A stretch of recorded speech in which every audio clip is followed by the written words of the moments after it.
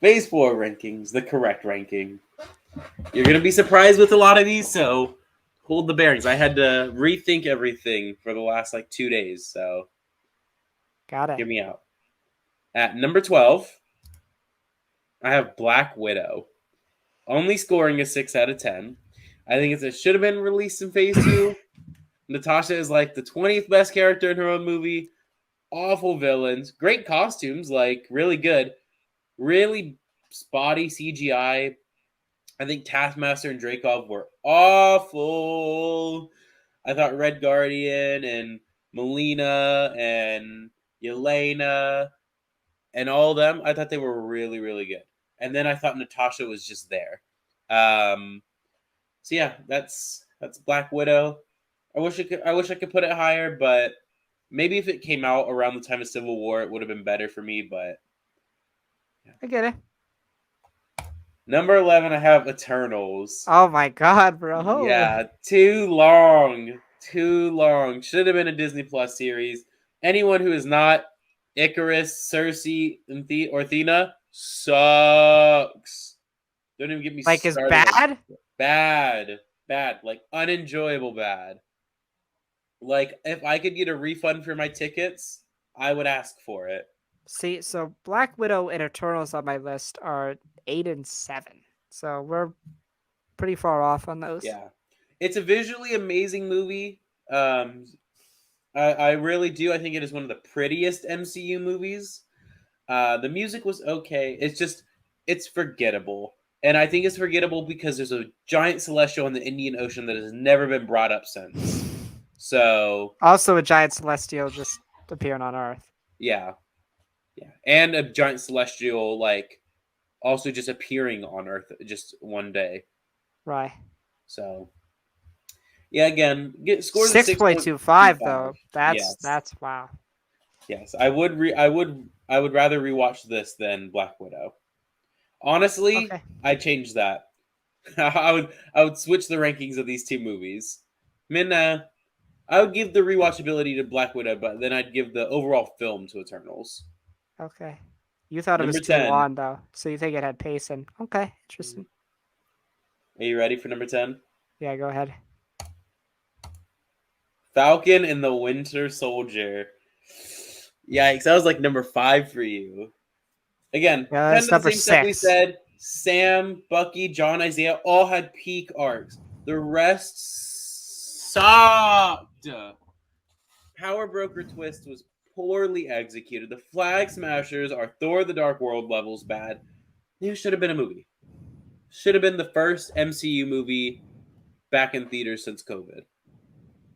It does score a 7 out of 10. This, Falcon and the Winter Soldier, and Up are all my yes. This is I'd recommend someone watch this show. Okay. So yeah, again, kind of just reiterating what we said during our review, but unfortunately, it does only score 7 out of 10 for me. Number 9, I think this is the big shock. Hawkeye at number 9. So I scored Hawkeye higher than you did. Yeah. I think just thinking about it in mind again, Clint and Kate were really the only good major standout characters. Fisk was not good.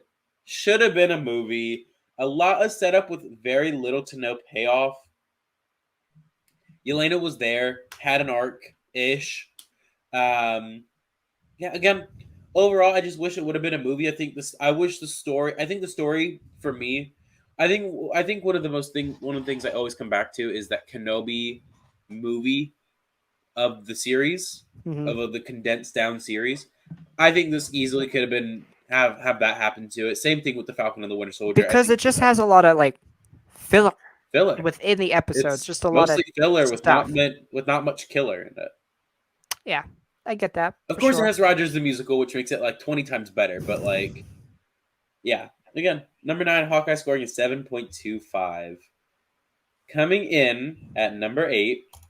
Oh! Spoilers. Thor: Love and Thunder. Gore was great. Jane was great. It should have been 20 minutes longer. The comedy is great. Jane and Thor's relationship was so good.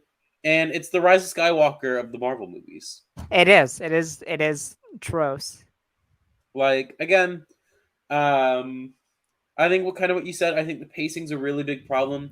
I think a lot of the major events in this movie have zero to no effect to the overall story. Stormbreaker being stolen.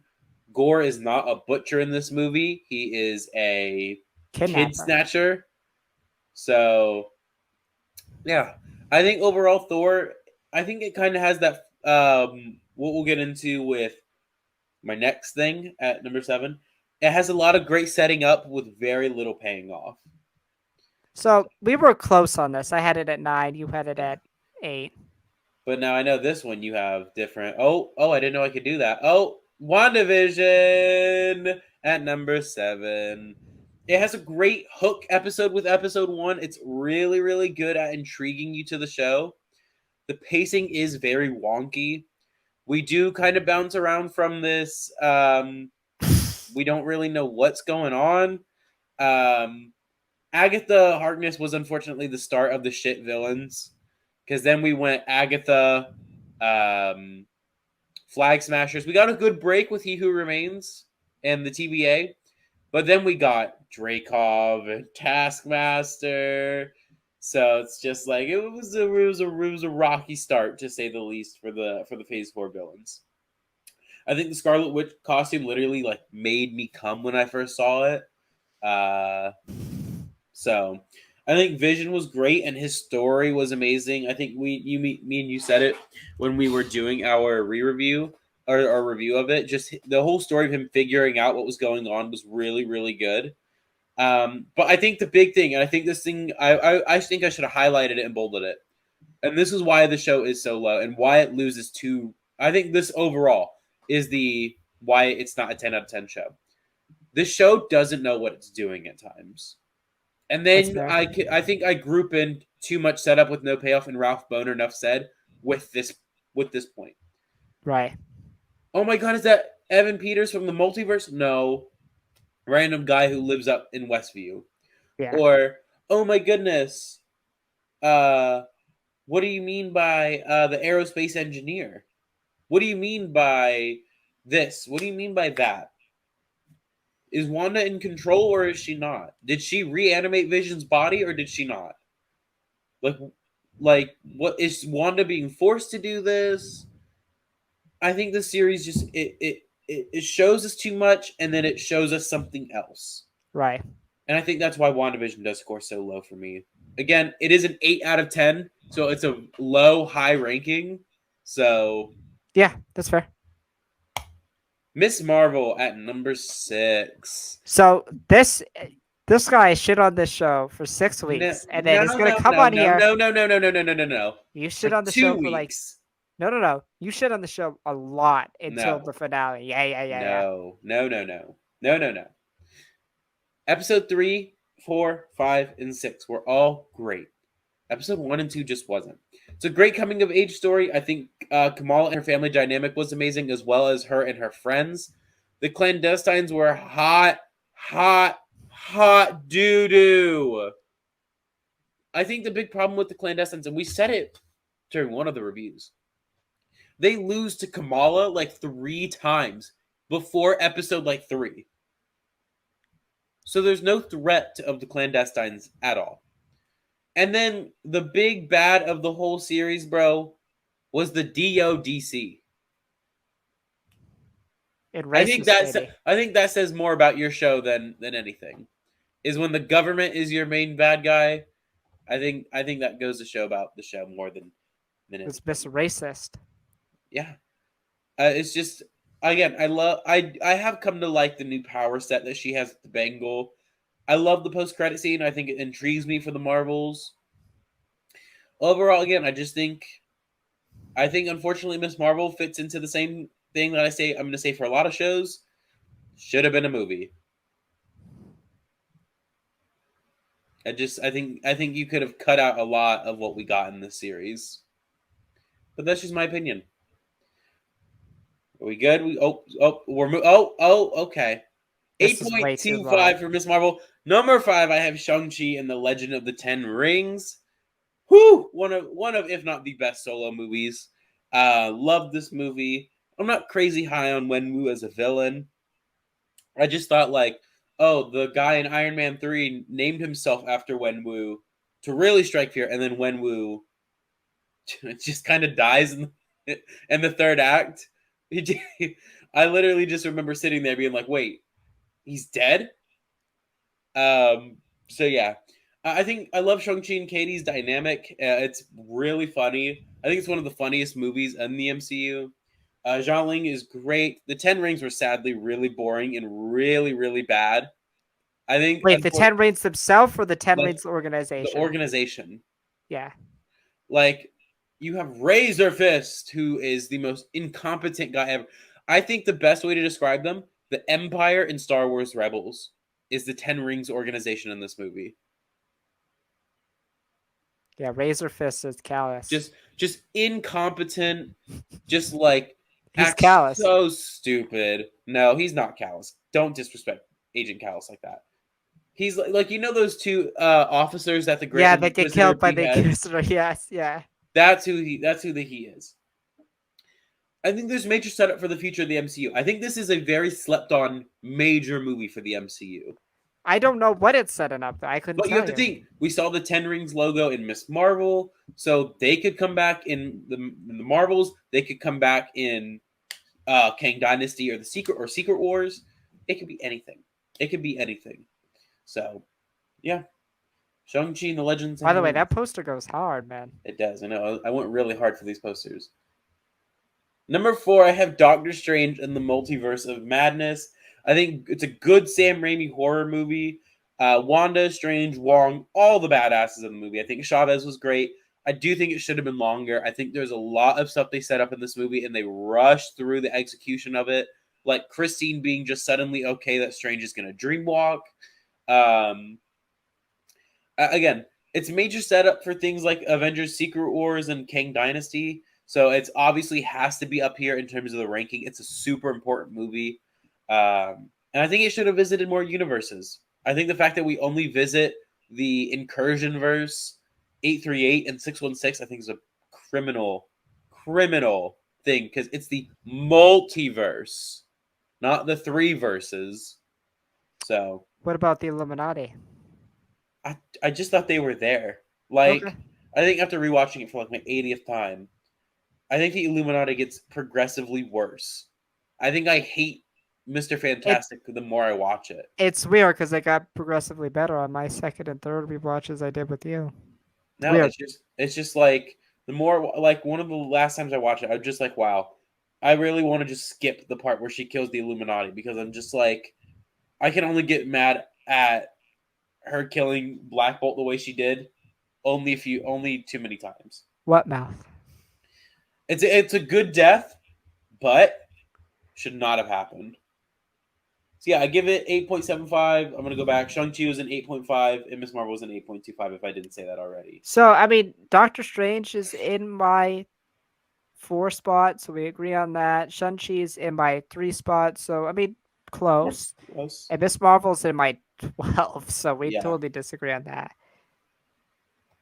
Moon Knight at number 3. Peak Knight is what I should call it because it is Yeah. peak. It's a great character study of Mark Spector and Stephen Grant and all of them. Arthur Harrow was great, easily in the top 3 Phase 4 villains. He's the perfect embodiment of what a villain should be. Yes, he is. He's like, here's the thing. He's not Thanos good. He's not Loki good. He's not Vulture good. He's just good. He's just what a villain should be. Just plain and simple. Just you understand his motives to an extent, and he's menacing. Anytime he's on screen, you feel the presence, even if he's just talking. You feel him there. You feel the danger. Versus, the clandestines who lose to Kamala the 3 times they fight her. So, I thought Layla was great as the Scarlet Scarab. I thought the representation of dissociative identity disorder was amazing and was shown so well in it. I think Moon Knight is one of the biggest representations of all killer, no filler. I didn't think there was an ounce of filler in this show. I think there is a debate that this series should have been a movie rather than a TV series, but I prefer the TV series for this particular character. And I thought the Stephen and Mark dynamic was so good. I like the I setup also of think Jake the show is Lockley. underratedly funny. Like it has a Yes, lot of funny moments. yes, Right. absolutely. I thought Steven was a standout. You know, sting like a butterfly. No, no. Float like a Float like a butterfly, butterfly, sting like a sting like a bee. My bee. name's My name is Steven with Steven with the the bee. bee. Yeah. I thought it was really good. Like you see this post and you're like, oh, that's a really dark show. No, I mean, it there. is, but I mean, no, not dark and ah, like it's like gore and like look at the poster. It's gray. It's white. yeah, Like oh, it's a very like stoic, boring show to no, it's a very beautiful show. The color when there is major color like Harrow's staff or any of that, it pops. So do you have any complaints? no, I wish it was longer. Yeah, All right, I coming don't in know at when we number see him two, I think again. this is gonna be where you see. Yep, you ready? Loki at number Yes, two. I I think love that Loki. I think this poster. is Loki at his finest. I think this is him at his greatest. I think Sylvie is great. I think the Sylvie and Loki stuff makes me gag. He Who Remains was great. I think for only having him for one episode is just perfect. That's all he needed. He didn't need anything else. And he was terrifying. Yeah, and he didn't make a single action. He didn't make a threat or anything. He just him pulling out the book of what happens. Just all that in itself was just like, damn, this guy's got it all.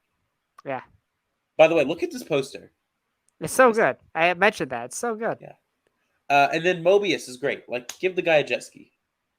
Like, I hope he gets it in season 2. oh yeah. Also, to go back, I have Moon Knight at a 9 out of 10. I have Loki at a 9.5, and I think it's obvious what I have at number one. I have No Way Home. I think the nostalgia is done correct. It doesn't feel forced. It doesn't feel like it's the crutch of the movie. It's Right. just really good. I think this is Tom Holland's best movie, like Hmm. just flat out, not like Spider-Man, just his best movie.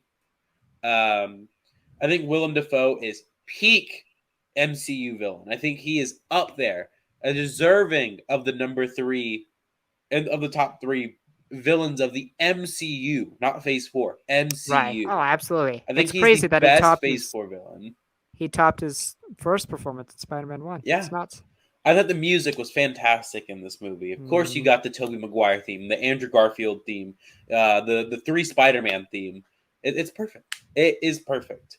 I think every character was great and had served their purpose well. I don't think I can name a certain character that was just like, wow, you stood out for being really bad in this movie. Like, I think everyone was great. I think Peter and MJ's relationship was amazing. I did think, and the only thing that was maybe keeping me from giving it a full 10 out of 10, but I ultimately flipped and said, yeah, why not? The Venom tease was bullshit. I don't care what anyone says. That was stupid. He should have been in the final fight, but I digress. We're not looking at what should have been. We're looking at what was. Well, the symbiote's still there, so yeah. I cried a lot during this movie. I was awful during this. And then the first Daredevil cameo, like that bumps it up in its own right. Sexy man, Charlie Cox, yeah. And he's going to be in 4 new projects for Phase 5. Yeah. The man is the Wong now of the MCU. The Daredevil. It's not even Phase 5, Alex. If you heard, it's the Daredevil phase. It's the DDCU. The Phase 4 was the WCU. Phase 5 is the DDCU. I wonder what Phase 6 is going to be.